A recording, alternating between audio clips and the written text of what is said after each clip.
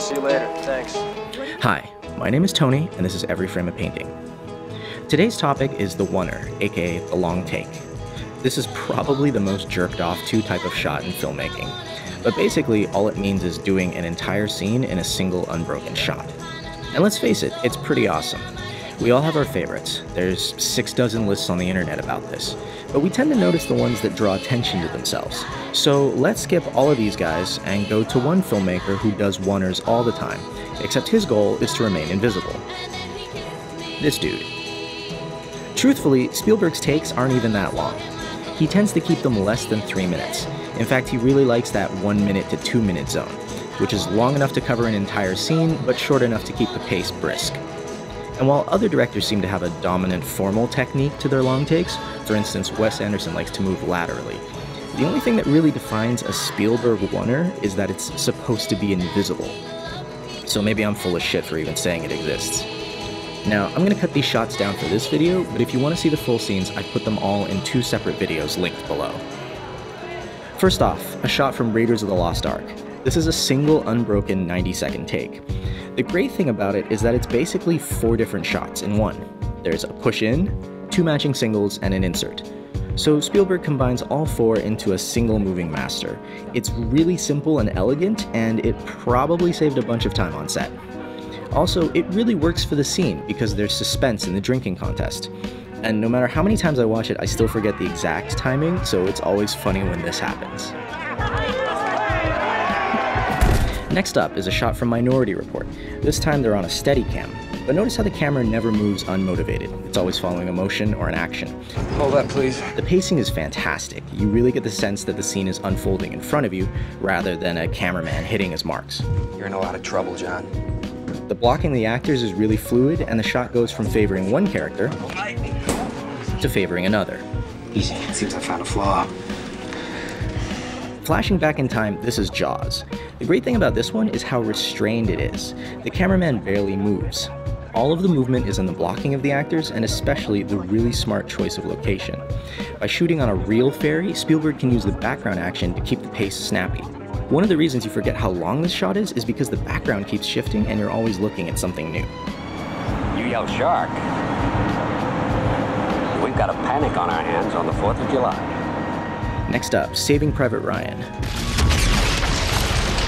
One of the hallmarks of a Spielberg oneer is that he tends to do almost all of his special effects or his vis effects in the master, and this one's a doozy. Explosions, rubble, dust, smoke, gunfire, squibs, and, you know, a tank. Good shit. Now, I do want to emphasize, Spielberg did not invent this type of shot. In fact, it used to be a very common choice. How about you, handsome? Haven't I seen you somewhere before? In the 40s and 50s and 60s, studio directors frequently employed a moderate-length oneer to move the story along. How do you like this? I'm running out of alibis. But really, beginning with Rope and Touch of Evil, the oneer became a calling card for directors. Audiences noticed it, film critics and students got raging hard-ons for it, and for the last 50 years, it's been a game of one-upsmanship. Yours is 3 minutes, well mine's 17. Hitchcock did a movie seemingly in one take, well we did it actually in one. Now, I'm not saying that these long takes are bad. Most of them are fun as shit. All of them are a little awe-inspiring. But there used to be a real type of shot in, at least American cinema, that was, for lack of a better word, really robust. Like, it didn't break down, it worked. It got the job done. It was always interesting to watch. It didn't call attention to itself. You know, you could rely on it. Now it's split. You got one branch of filmmaking that is trying to go faster, shorter, more chaotic, and another that is almost willfully doing the opposite. Some people are still in the middle. Alfonso Cuarón comes to mind as someone trying to mine the long take for dramatic purposes, but even Alfonso isn't trying to be invisible. Hell, even Spielberg sometimes wants you to notice. This one from Minority Report is practically a De Palma or a Hitchcock shot. This one from Duel is, I mean, it's almost like a slasher movie. This one from Always, which is a terrible movie, is done in sync with a 747.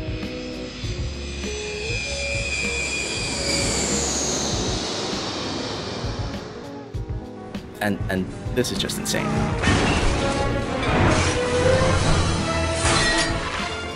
But otherwise, Spielberg plays it quiet, which is weird to say because, you know, he's Spielberg.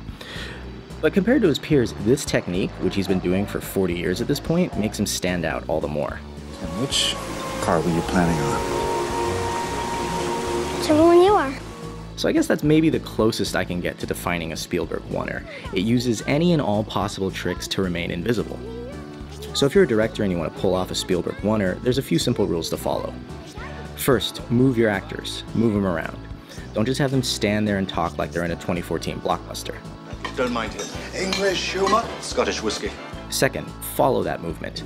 The camera doesn't have to follow on a leash. It can swing around, it can move counter to them, it can track laterally, whatever. But watch the scene and place the camera accordingly. Third, break down the shot into multiple compositions and smaller angles. You are essentially linking 5 or 6 different shots into a single moving master. So you can think in terms of single, over the shoulder, insert, wide. It all flows together. Oh, and if you can accomplish all this without even moving the camera, even better. Once the All of you? toxic concentration. Fourth, do your vis effects or special effects. Anything you need to keep the magic alive, do it in the wide shot. Don't cheat and construct your elements out of close-ups and cutaways. Put them in the wide shot and let the actors interact with them. And don't fucking green screen shit that should be practical. The audience can tell when an actor is reacting to something that's there versus something that isn't.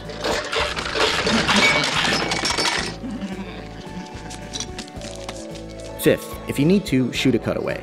All of the shots in this video are completely unbroken takes, but Spielberg isn't stupid. He often shoots an insert or a cutaway for a oneer, even if he's sure they nailed it. This gives him the ability to tighten in editing if he needs to, or perhaps use the beginning of one take and the end of another. It also helps if he needs someone to hit a particularly difficult mark, like making a gun land in the right spot. Cautious fellow, are you? And last, keep it short. Don't outstay your welcome. The Spielberg oneer is designed to get through scenes quickly and keep the pace up. You should not be spending an entire day trying to get it perfect. That's for shit like this. So, in conclusion, I understand that there's sometimes a lot of backlash with regards to talking about Spielberg as a serious artist. I mean, sometimes the sentimental stuff is a little hard to swallow. I'm not going to talk about his legacy, but I do think he should be celebrated for his oneers. Especially considering it's a technique generally abandoned by mainstream directors for either this kind of incomprehensible bullshit, or this really good but also really noticeable style. Ironically, this dude, who was once considered responsible for destroying 70s Hollywood filmmaking, is probably the greatest living practitioner of a classic Hollywood tradition.